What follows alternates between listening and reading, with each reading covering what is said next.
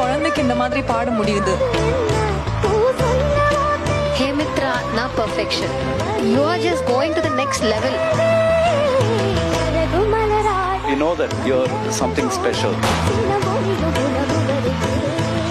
உறவுகள் தான் மகிழ்ச்சி தரும் அப்படின்றதுக்கு இது ஒரு பெரிய அத்தாட்சி. ஒரே ஒரு கலை ஒரு பெரிய பாலம் போட்டு ஒட்டுமொத்த பேத்தை இணைச்சு வச்சிருக்கு பாரு.